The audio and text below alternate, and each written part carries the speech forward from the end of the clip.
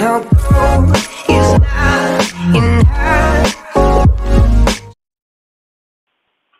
Hello everyone, welcome to another episode of Geek-A-Tech. I would like to thank you to all my viewers and my subscribers for their support. If you are new to my channel, please like, share and subscribe my channel for the new latest updates on software testing, tools, technology and certifications. And don't forget to press notification bell. So friends, today we are going to talk about CICD. It is very hot topic in the software world. It is very important. Today we are going to just discuss about an very quick overview on CICD. That what is CICD, how it will be implemented, and other stuffs we are going to talk about. So this is our timeline. What we are going to discuss today. First, we will talk about introduction of CICD and relates to release flow. Then we will talk about CI/CD emergence, that why, when, and how CI/CD we can implement and how we should do it. Third, we will talk about selection, how to choose CI tools. Then we will talk about some market leader tools, the leading tools of CI/CD. Then we will also talk about some alternative tools which supports CI/CD. So, as a part of introduction, we have divided into two parts. First, a continuous integration. Then we will talk about continuous deployment. So, continuous integration is a discipline that helps individual software developer combine parts of their code into a main code branch without breaking the combined code. So, the thing is that right now in current world, the software is built in chunks in different kinds of modules. So once a module is done, then it will be integrated with the main module. So all these parts will be integrated continuously to the main module, and afterwards it will be delivered and deployed. So both the continuous delivery and continuous deployment are what happens when the change have gone through all the stages of development pipeline and are ready to be released. So a pipeline is in essence the practice of organizing the development process. Usually it's broken down into stages so developer can get quick feedback on that. Okay. Continuous deployment. Continuous deployment is a more sophisticated and fully automatic version of continuous delivery. After going through all the stages of production pipeline, changes can be released to your customer through automated releases. Okay, so it removes the human error. It has higher success rate. Sorry. Automated releases allow the development team to focus on their work and forget about the pressure, which is so called as release day. So on release day, they don't have to be take much pressure of the release. They have the automated pipelines in place. So all the production deployment will be done automatically. So and it's very fast, lots faster than the traditional approach, and it has lesser the failure rates also. So second, we are going to talk about the release flow. So before going into deep of the CI/CD, we should talk about release also. So how release process is. So I'm just talking about a brief flow of release. It is not a standard. Okay, again, it's depend on company to company and project to project to how to release the product. So it's a very basic scenario of a release. Okay, first the planning regarding of all the initial details, defining release packages, schedule release plan, assign tasks to the team members. Okay, so first in whenever there is a release, there's a plan of that. Okay, of what modules are going to be a part of release, which teams are going to be responsible for that, what are the dates, what are the initial details required for that particular release. Second, it's about the build. So creating one or more release packages. So once the build is deployed on the environments or the different environments, then it will be redeployed on the another environment. So the many companies have different testing environments before going into the release, or they have release environments separate with them.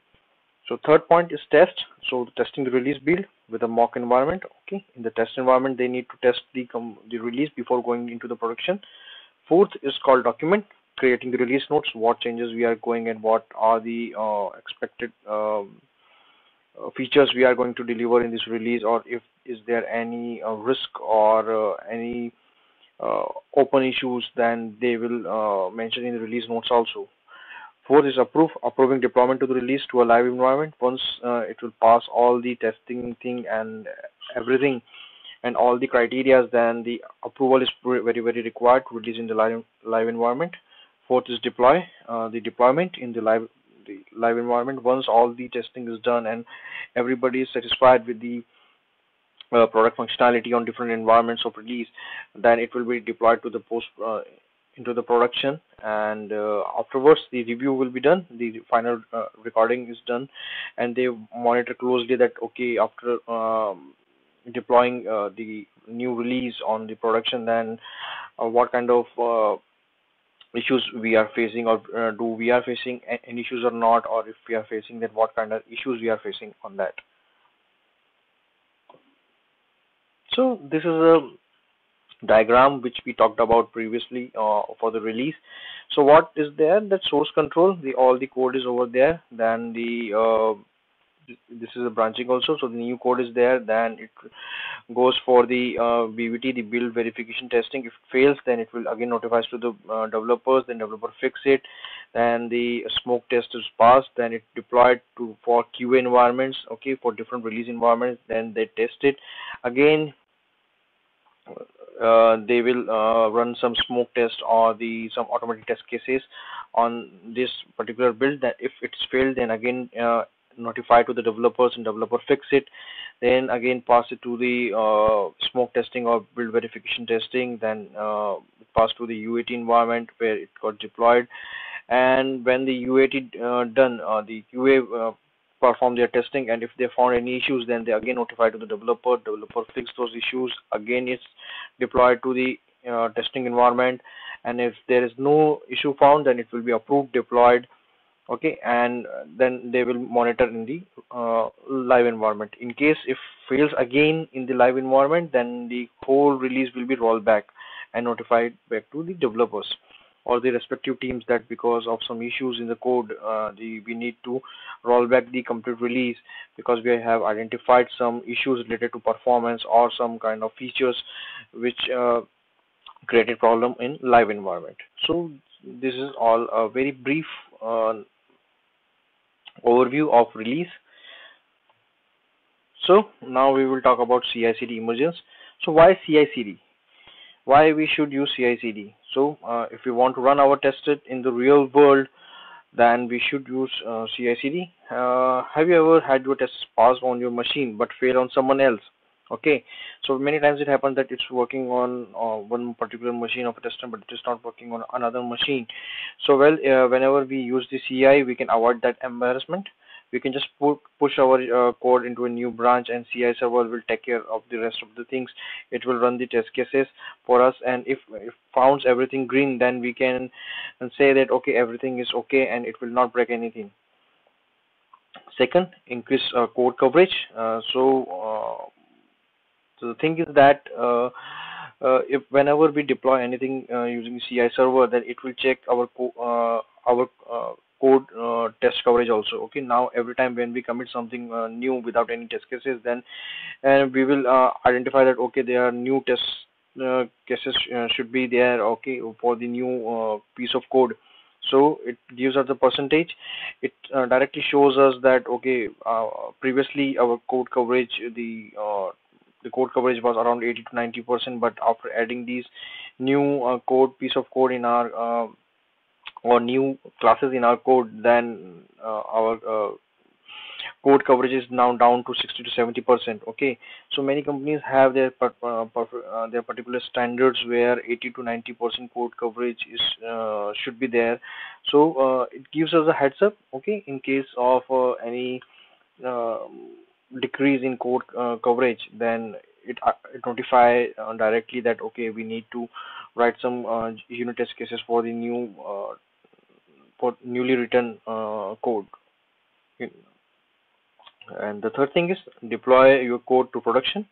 Okay, CI server is automatically deploying our code into the production. If all the tests, the unit test cases for the given branch are as green, then formally known as continuous deployment. And I'm glad that our all the test cases which are the part of CI, if there's all pass, then it will directly deploy to the production. So it's very very helpful. Build stuff uh, now. All over the test cases which are green and coverage is good, but we don't know how to deploy we don't know how to handle the code in the deployment part. So no worries, CI server will automatically trigger the build, and it will compile the process, and it will take care of each and everything. We don't have to sit down in front of terminal, and we need to waiting for each and everything one by one to build. So once the one particular build is finished, then we need to wait for the another deployment related to that particular build. So we don't need to go be sit down in front of the machine and monitor that for a particular deployment. It will do everything automatically. Yes, in case if it fails, then someone has to look into that, what are the issues for that. Build stuff faster if we use the CI/CD, then but obvious thing, it saves our time, it saves our efforts. So all the deployment done very quickly, and it's very very faster than the traditional approach. How CI/CD? As you already established the CI process in the software development lifecycle, where all the code and changes and features from different team members are integrated. Then we need to use CI/CD. In the past, what happens that team members would work on their assigned part to the product and bring them together at once. Obviously, this causes the development process extremely long and painful, because everyone have made some changes, and when we integrate those codes, there might be chances that code will break. So over the period of time, there is a need identify that we need to integrate our code frequently, instead of developing the complete module, and in the end we are going to integrate our code. Instead of that, we should integrate our code in an incremental manner, so we can identify the issues earlier. We can identify that, okay, there is a problem in our module or in the other module, or we can identify the dependencies of the modules each other very easily, or and in very early stage. So it will be very very helpful. So with integration becoming the automation test cases with there, the automated and the continuous testing, which helps to correct the code, okay, and it identifies the issues earlier. So that's why the continuous integration has been introduced. Usually CI process depends on the project and the tools in the programming language that team use, along with some other individual factors, but there's still a common workflow that consists of phases like committing code to a code repository, static analysis to find possible bugs, pre-deployment, packaging, deployment to the test environment, and post-deployment testing, as we talked about the release process. So again, it says that there is a common workflow which we are talking over here, but but again, it's specific. It's depend on project to project, that what kind of project are we are working on, or what is the characteristics of our product. So based on those things, our CI/CD might be affected. Okay, the implementation would be different uh, for different test environments, or for the different environments, or the deployment process. Here, this is a very generic flow of CI/CD which we have mentioned over here. Again, it's not standard. It's not a hard flow that it should be followed. Okay, again, nature of our project or nature of our product, it depends. So here you can see that the developers were working on different modules. They check their changes, they merge into the git repository or the source control repository, okay, and then the has been fetched, and the CI/CD server, the continuous integration server, create the build. It performs some test cases. If it's pass or failed, then it gives the reports. Then it notifies for the failure to the developers, and in case of its pass, then it will be notified to the developers, as well as the manager, or whatever the person who is responsible for the deployment or the CI/CD. It notifies to the that person also. In case if it succeeded, then it will be proceed for the future testing or the for production deployment. If it failed, then it will be notified to the developers also, and they will fix those issues and again merge their code and make those changes in their code, and they merge their code in that particular branch, and those changes again fetch. Then again CI/CD will be built. Whenever we push the code on suppose on Git, then it will fetch the changes from there, and it will create the build. Again it will run the automated test cases on that, and it gives the reports on failure or succeed, or on success part. So this is a very common flows of for CI/CD, that how it's work. Okay, again it's depend on the nature of product, that there might be a chance they have some other source control server over there. They might have some different branching strategies with them, but this will be a very very common thing which should be fitted in, which will be fitted in each and every part. If you are deploying the CI/CD, then it will be fitted in your project also. Somehow it will fit it. It's a very common and very basic understanding of the flow of CI/CD. So now we will talk about how to select a CI tool. It's again there are many criterias on which we can select the CI tool. Out of them, we have choose a couple of scenarios. On based on those things, we can select our CI tool in for our project. First, we will say that whether the code is open source. If we are using, if we are creating some open source application or open source tools, then we need to take care of the cost criteria also. That okay, we are creating the open source, and the tool which we are going to deploy frequently, then it should be compatible with other tools also. Second, compatibility with build environments and languages. Okay, so what kind of language we are using, the programming language. If we are using Java, we are using .NET, we are using Python, we are using TypeScript. So again, the compatibility of the CI tool should be available for those build environments and languages. Availability of hosted and cloud-based options. Okay, if your solution is cloud-based, then you should select the CI tool who supports the cloud option. Again, the another criteria is compatibility with version control system. Okay, if you are using GitHub, then your CI tool should be compatible with GitHub. If you are using Bitbucket, then with Bitbucket, your CI tool should be compatible for that. The fifth thing is testing integration details. Again, your automated test cases should be properly integrated with the CI tool. So those things you need to identify, that my CI tool or my testing, my integration testing test cases or the tool, the automation tool will be easy to configure with CI. The main criteria is ease of configuration setup.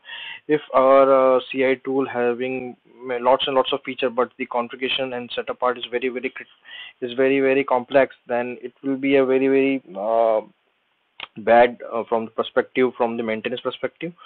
So we should select the CI tool which is easy to configure and set up. Again, the administration cost and the learning curve.